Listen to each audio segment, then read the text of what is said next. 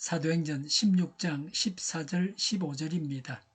그들 가운데 루디아라는 여자가 있었는데 그는 자색 옷감 장수로서 두아디라 출신이요 하나님을 공경하는 사람이었다.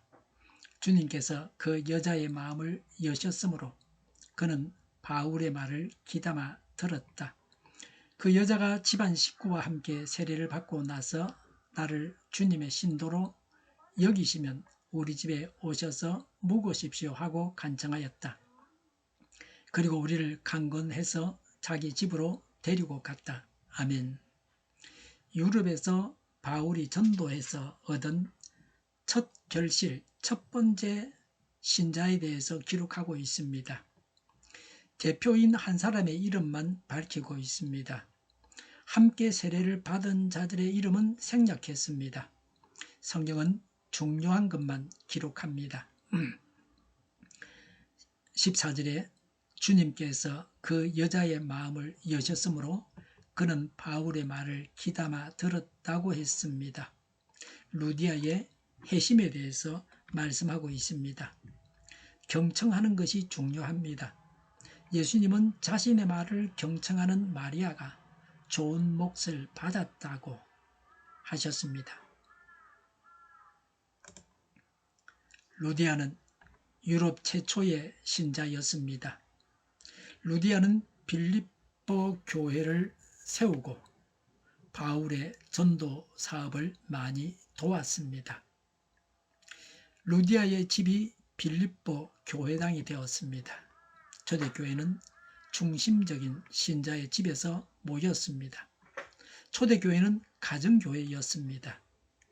그 당시는 교회당을 만들 힘이 없었습니다. 교회는 믿는 자를 말합니다. 교회당이 교회가 아닙니다. 교회당이 하나님이 계시는 성전은 아닙니다. 성전은 하나님께서 계시는 곳입니다. 성전은 예수님을 믿는 우리입니다. 하나님이 우리 안에 계시기 때문에 믿는 우리가 성전입니다.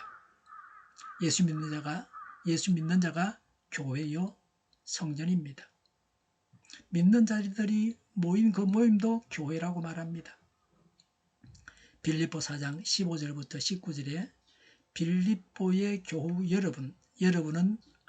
여러분도 아는 바와 같이 내가 복음을 전파하던 초기에 마케도니아를 떠날 때에 주고받는 일로 나에게 협력한 교회는 여러분밖에 없습니다. 내가 데살로니가에 있을 때에도 여러분은 내가 쓸 것을 몇 번 보내어 주었습니다. 나는 선물을 바라지 않습니다.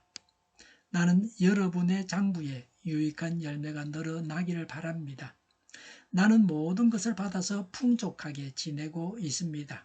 나는 여러분이 보내준 것을 에바브로디도로부터 받아서 풍족합니다. 그것은 아름다운 향기이며 하나님께서 기쁘게 받으시는 제물입니다. 나의 하나님께서 자기의 풍성하심을 따라 그리스도 예수 안에 있는 영광으로 여러분에게 필요한 것을 모두 채워주실 것입니다. 이후에도 모두 채워주실 것입니다 라고 했습니다. 이후에도 감옥에 있던 바울을 루디아가 도왔습니다. 한 사람이 중요합니다. 한 사람 뒤에는 수많은 사람들이 있습니다. 제자훈련이나 구역예배는 한 분이 모여도 할 수 있습니다. 한 생명이라도 귀히 여겨야 합니다. 한 생명이 전화보다 귀합니다. 한 사람 한 사람이 모여서 대형 교회가 됩니다. 새신자 한 사람을 귀하게 여겨야 합니다. 하나님께서 마음을 여셔서 듣고 믿게 하셨습니다. 하나님께서 사람의 마음을 여십니다. 인간의 마음의 문을 열고 믿게 하시는 분이 하나님이십니다. 마음을 열어주십사고 간구해야 합니다. 하나님께서 누구의 마음을 열게 할지라도 마음이 열린 그를 신앙으로 잘 보살펴야 합니다. 15절에 그 여자가 집안 식구와 함께 세례를 받고 나서 그랬습니다. 루디아 집안의 구원에 대해서 기록하고 있습니다. 세례는 이전의 죄를 씻고 그리스도와 연합하였음을 상징하는 신앙 고백적 의식입니다.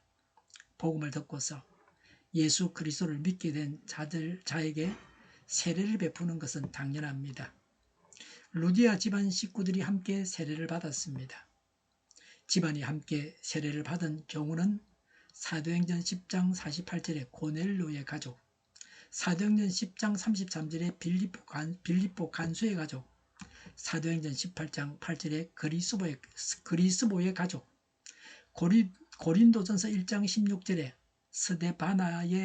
스데바나의 가족 등을 들 수 있습니다.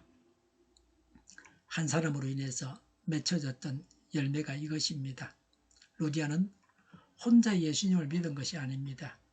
루디아의 집안 식구가 다 예수 믿고 구원받았습니다. 온 가족이 한 여인 루디아를 통해 세례를 받았습니다. 결정권을 쥐고 있는 사람이 예수님을 믿으면 주변에 있던 사람들이 같이 따라서 예수님을 믿게 됩니다. 전도할 때에 결정권을 쥐고 있는 사람을 전도하면 그 주변 사람들이 다 예수님을 믿게 됩니다. 한 청년이 교회를 다니는데 아버지가 교회를 못 가게 하고 핍박했습니다. 그런데 후에는 아버지를 전도해서 교회에 다니게 했습니다. 복음은 강한 전념성이 있습니다. 혼자 구원받고 마는 것이 아닙니다. 온 가족이 함께 구원받게 합니다. 우리에게도 이런 일들이 일어나야 합니다. 루디아는 그 집에서 결정권을 쥐고 있는 영향력이 막강한 사람이었습니다. 루디아는 그 가정에서 결정권을 쥐고 있는 리더였습니다. 가족들이 루디아를 믿고 따랐습니다. 과히 여사장답습니다. 그래서 루디아를 통해서 그 집안이 다 구원받았습니다. 물건 판매를 위해서 설문조사를 하는데 당신이 물건 구매를 결정합니까? 라고 묻습니다. 내가 결정합니다. 그러면 그 조사를 계속합니다. 그러나 내가 결정하지 않습니다. 그러면 그만하라 그럽니다. 돈도 조금밖에 안 줍니다. 50원 이리 주고 맙니다. 설문을 다 마치면 300원, 500원, 900원 이래 줍니다. 전도를 하되 결정권을 쥐고 있는 자를 전도하면 줄줄이 따라옵니다. 한 아이를 전도했습니다. 제 친구죠. 어릴 때, 초등학교 때. 그 친구를 따라서 여러 아이들이, 그 동네 애들이 전부 다 교회에 나갔으면 수십 명이 되었습니다. 그 아이가 골목대장입니다. 결정권을 쥐고 있는 사람이 일꾼입니다. 한 사람이 나오니까 따라서 줄줄이 나오는 겁니다. 결정권을 쥐고 있는 사람은 성격이 좀 센 사람입니다. 쉽게 충돌을 일으키기도 합니다. 그러나 성격이 약한 사람은 결정권이 없어서 일꾼으로서는 역량이 모자랍니다.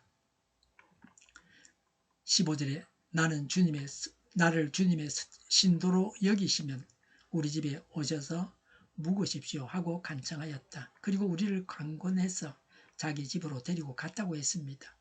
루디아의 섬김에 대해서 기록했습니다. 루디아가 바울 일행을 환대하여 빌립보 교회가 시작하게 되었습니다. 바울 일행을 먹이고 재우고 그렇게 해줬습니다. 빌립보 교회는 루디아의 가정교회로부터 성장해 가게 됩니다.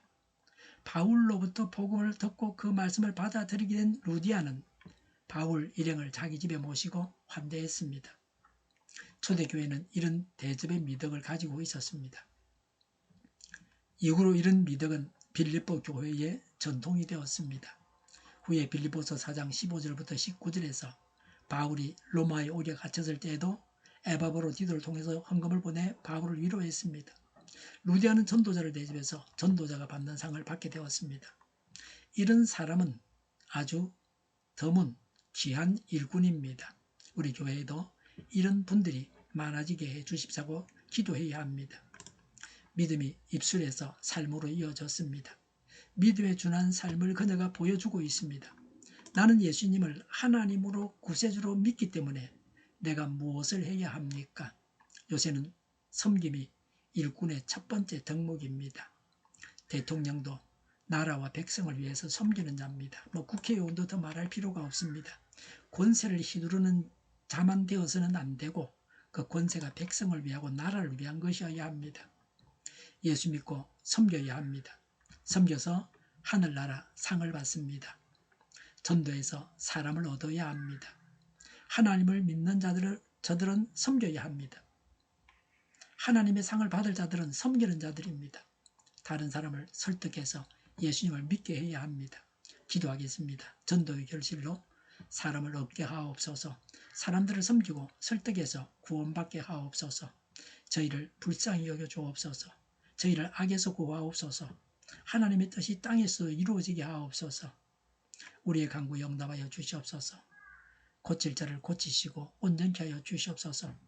기도하기를 쉬지 않게 하옵소서. 우리의 필요를 채워 주시옵소서. 오늘도 차고 넘치는 복된 삶을 살게 하여 주시옵소서.